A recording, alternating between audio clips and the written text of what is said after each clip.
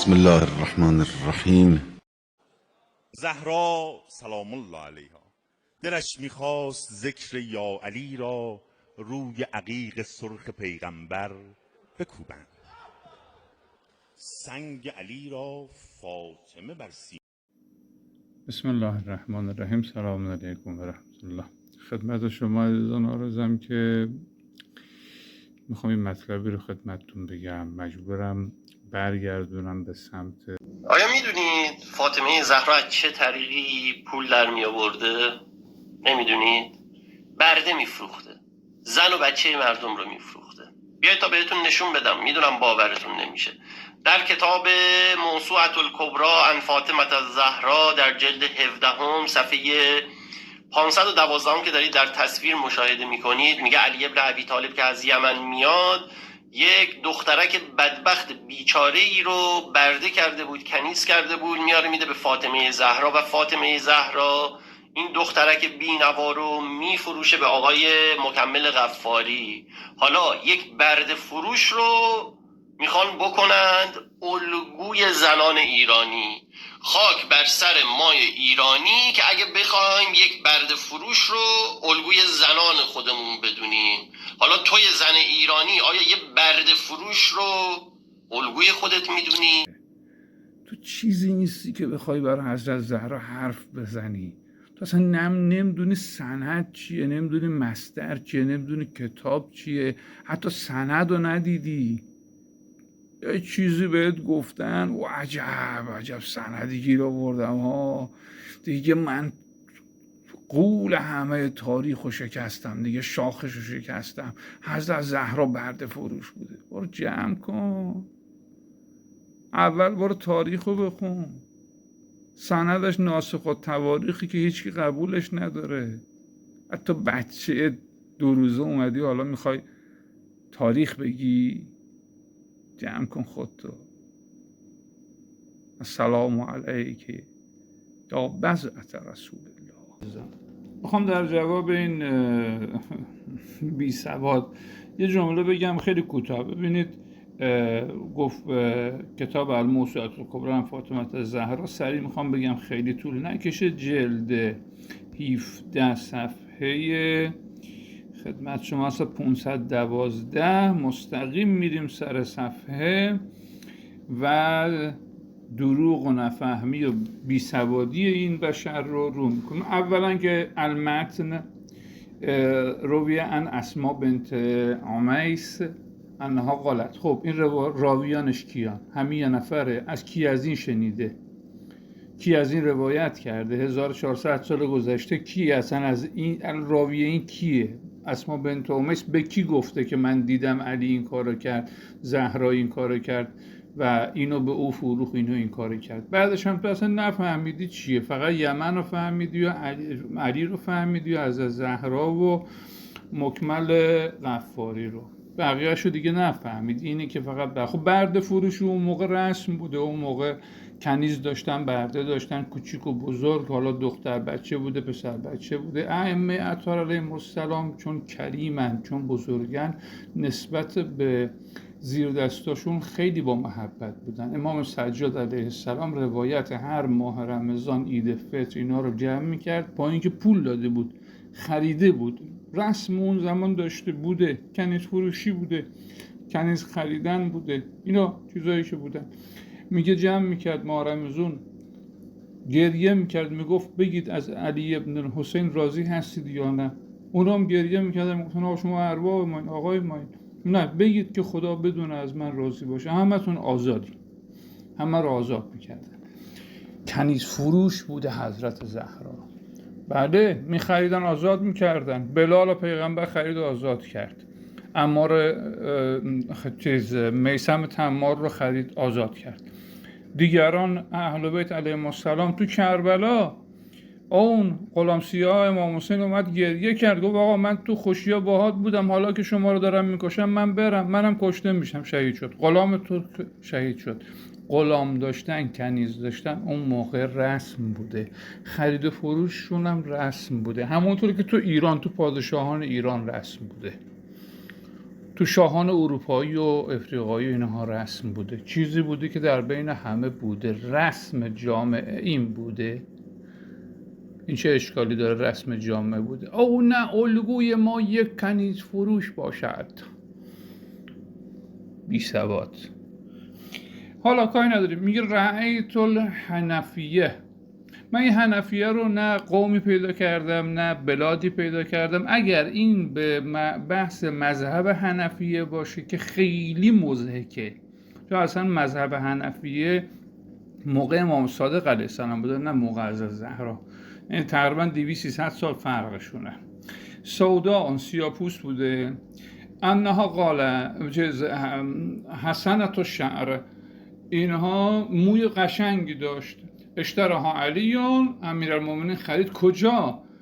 به ذوالمجاز، در ذوالمجاز. ذوالمجاز کجا؟ سوق العرب. ببینید دارم از رو میخونم براتون. یک بازار عرب ها بوده، بازار برده فروش های عرب ها. میخوام همچین خلاصه براتون بگم.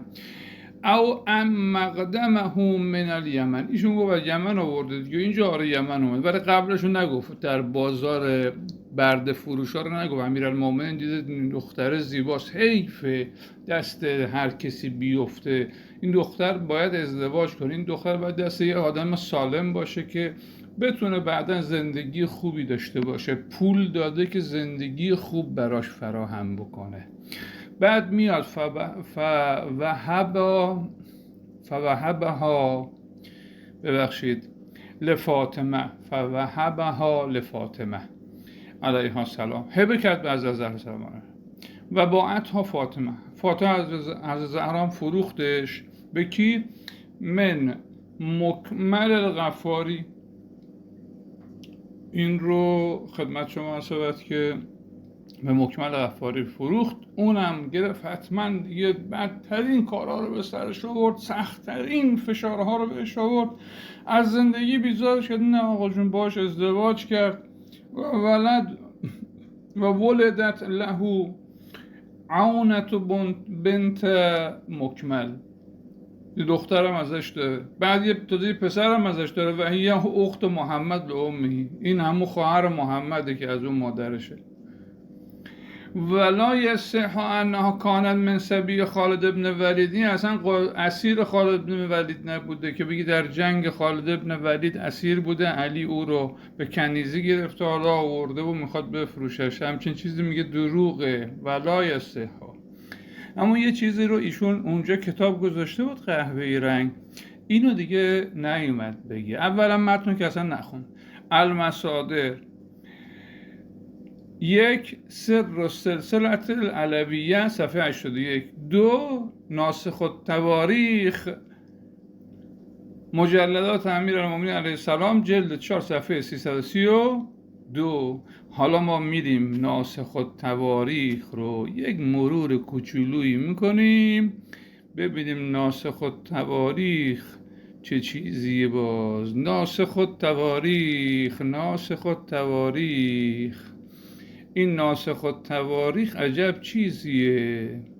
الان براتون میگم. صاحبش محمد تقی لسان الملک سپهر، در زمان قاجار بوده، ادیب بوده، بالاخره تاریخ نویس بوده، یه اثر همین تاریخ رو نوشته، از خلقت آدم تا زندگانی امام حسین تو 6 جلد جمع کرده. البته میگه اما برخی اعتبار کتاب رو به علت نقلیات ضعیف، نقل ضعیف و مجهول و دروغ خصوصا در تاریخ امام حسین و عاشورا زیر سوال بردن. اینم کتابش جلدش. حالا میایم اینجا انتقاد به کتاب. قاضی طباطبایی چی میگه؟ میگه ناسخ التواریخ از تواریخ رسمی دولتی دوره قاجاره، باید بر محتویات تاریخی بدون مدرک اون اعتماد ننمود. حق داشته اون کسی که از بزرگان فرموده مطالعه اون کتاب جایز نیست و در این که نتوان ناسخ را مصدر نقل قرار داد شکی نیست. بریم اینجا آقای مطهری چی میگه صاحبش تا حدی تقریبا متدینه اما تاریخی زیاد اعتباری نداره. رسول جعفریان چی میگه که این کتاب بجز بخش تاریخ قاجاریش فاقد ارزش تاریخی، در واقع منسوخ التواریخ، یعنی فاتح همه تاریخ خونده. بچه جان برو اول یه نگاهی بکن ببین این کتابی که داری ازش شما نام میبری به عنوان مثلا کتاب خدمت شما مثلا موسوعه حضرت زهرا سلام الله علیها، این کتاب اصلا قابل استناد هست؟ اصلا این کتاب موقعیتی داره که شما بهش استناد بکنی؟ بعد بیا حرف بزن، بعد بیا صحبت کن. همینجوری دهن تو وا کردی یه چیزی میگی یه حضرت زهرا کنیز فروش بوده، زن آقون ایران نباید از یک کنیز فروش الگو بگیرن. ما بعضی هم زیده پست جالبه، الگوی ما شهنشاه چیزه، این چیه میگن زن شاه و فلان. خب اون زن شاه که میگه ما همه چیزمون در اختیار خودمون، باید بدنمون در اختیار خودمون باشه و بعد خود شاه او رو اجاره میداده و بعد خود شاه از اون قرصایی نمیدونم چی میخورده و هر کسی رو از این بازیگرا و بعدش هم خواهرش که اون کاره بوده. و آخه اینا چی دارن؟ خود رضا پالانی، بزنین رضا پالانی آرپی اول، رضا پالانی استبلدار هندیا بوده. من یه زمان فکر میگم روساس یکم افتخار بود، بابا استبلدار هندیا بوده، این چه افتخاری داره؟ خب یه خانواده یه مجهول الهویه که انگلیسی ها و خدا لعنتشون کنه آوردن بر سر ایران خرابشون کردن. بری یکم تاریخ بخونین.